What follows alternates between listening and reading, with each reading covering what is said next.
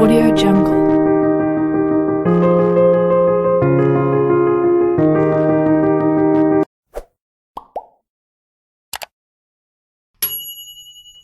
Sehabis pengeboman, semua zombie langsung mati.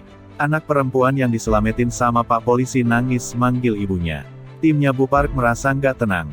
Bu Park dengan sangat yakin merobek surat pengunduran diri dari ketua partai. Pak Polisi sama rekannya juga menyayangkan pengeboman. Anak-anak yang selamat sudah berada di gunung. Kakinya Daesu terluka. Untuk sementara mereka nggak bisa melanjutkan perjalanan, Suhyuk mengajak Onjo untuk pergi tapi Onjo mau ke tempat tadi dulu. Banjang sama Suhyuk pergi menemaninya. Tempatnya sudah hancur. Onjo manggil Chongsan tapi Chongsan sudah nggak ada. Banjang minta Onjo untuk mengucapkan salam perpisahan ke Chongsan lalu pergi. Ia lalu meluk Onjo dan menenangkannya. Mereka lalu melanjutkan perjalanan. Para tentara menyisir tempat sisa pengeboman dan menandainya dengan tanda aman untuk tempat yang nggak ada zombinya dan area terlarang buat tempat yang ada zombinya meski sudah ditembak. Akhirnya Onjo mau melanjutkan perjalanan. Ia menyesalkan para tentara yang nggak jadi menyelamatkan mereka dan malah mengebom sekolah mereka. Mungkin para tentara itu ingin mereka mati. Banjang pikir itu karena dirinya. Mungkin dikiranya mereka sama seperti dirinya yang bukan manusia dan bukan zombie. Onjo melarang Banjang untuk bicara seperti itu karena ia adalah teman dan Banjang. Apa yang mereka lakukan malam itu sangat mengena di hati Banjang. Ia baru pertama kali melakukan itu. Membuat api unggun dan berkumpul bersama teman-teman. Ia ingin melakukannya lagi. Onjo mengajaknya untuk melakukannya malam ini, yang lain mengeluhkan kalau mereka hanya berputar-putar. Mijin juga merasa kalau mereka tersesat. Ujin lalu melihat sesuatu dan menunjukkannya pada yang lain. Mereka turun untuk melihatnya. Ternyata itu adalah tanda penunjuk jalan yang dibuat sama ayah. Mereka pun mengikutinya. Mendadak Onjo menemukan senter punya ayah. Dia nangis. Para petugas mendatangi rumah Parli dan menyita semua yang ada. Bahkan anak sama istrinya Parli juga, Onjo dan yang lain sampai di pertokoan Yangdong. Tempatnya sepi dan gak terlalu berantakan. Mereka pikir mereka sudah aman tapi tahunya enggak. Banjang mendengar suara zombie dan setelah dihitung jumlahnya ada belasan. Alih-alih terus lari, mereka memilih untuk menghadapinya. Setelah berjuang untuk bertarung pada akhirnya Wujin kena gigit setelah mencoba untuk menyelamatkan kakaknya. Sebelum berubah Wujin sempat bicara sama kakaknya. Dia tahu kalau Hari nggak lolos dalam babak penyisihan. Harusnya dia pulang dan nggak kembali ke sekolah. Ia lalu minta Hari untuk terus memanah dan jangan menyerah. Wujin akhirnya berubah. Mijin ingin membunuhnya tapi Hari melarang. Akhirnya Banjang yang melakukannya saat Wujin ingin menyerang yang lain. Selanjutnya Banjang menunjukkan arah tempat yang ada sedikit zombinya, Hari malah mau ke arah sebaliknya. Banjang menariknya dan bilang agar jangan mati sia-sia. Melihat Hari membuat Banjang merasa lapar. Mijin menyindirnya yang harusnya minta maaf sudah membunuh adik Hari di hadapannya. Mereka kembali berjalan setelah Banjang memperingatkan agar mereka segera pergi. Mereka masih punya waktu untuk lari. Dan saat sedang lari itulah Banjang merasa sangat lapar dan ingin memakan mereka. Ia sendiri gak ingin melakukannya. Untuk menahannya ia membenturkan kepalanya di tembok dan menggigit tangannya sendiri. Suhyuk menyadari kalau Banjang gak ada di belakang. Ia kembali untuk mencarinya dan Onjo ikut pergi untuk menemaninya. Setelah lama berjalan akhirnya mereka menemukannya. Banjang sedang makan orang. Onjo berusaha untuk mengajaknya bicara dan mengajaknya pergi dari sana. Mendadak Banjang berlari ke arahnya dan mau menggigitnya. Suhyuk mengambil sekop dan siap untuk mengayunkannya tapi Onjo melarang. Ia memperbolehkan Banjang untuk memakannya. Nggak tahu kenapa Banjang malah nggak jadi melakukannya dan memilih pergi. Suhyuk dan Onjo pergi mencarinya tapi nggak ketemu. Audio Jungle.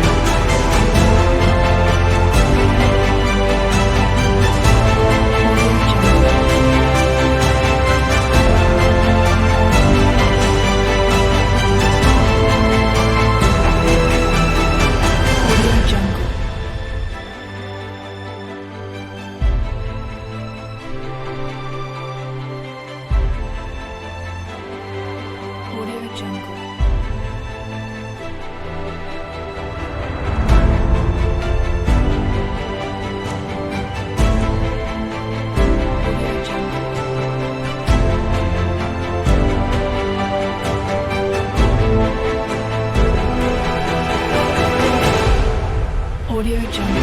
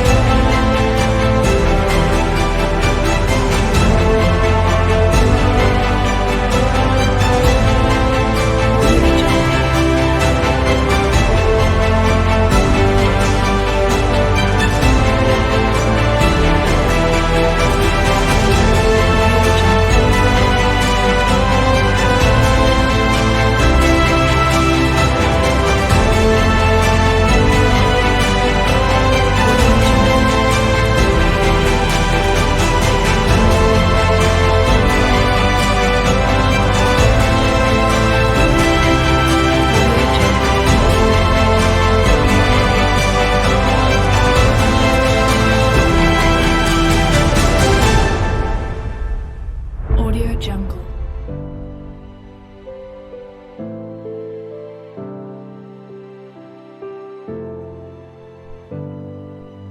Audio Jungle.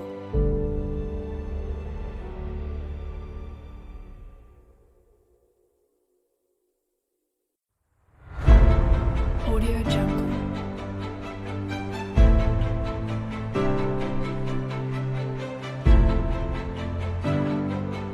Audio Jungle. Audio Jungle.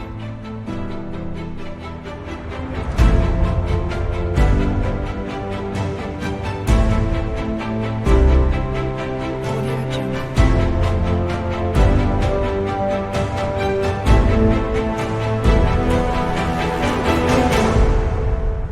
Jungle. Audio Jungle.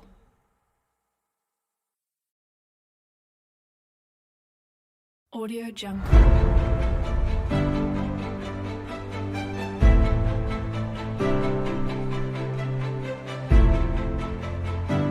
Audio Jungle. Audio Jungle.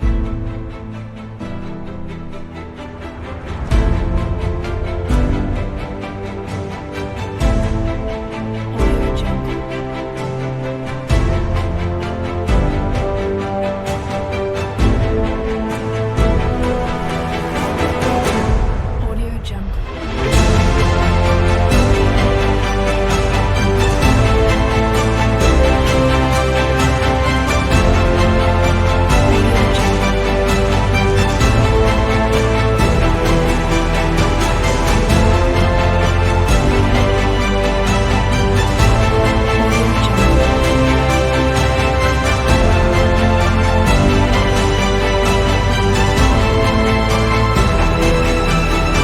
Audio Jungle.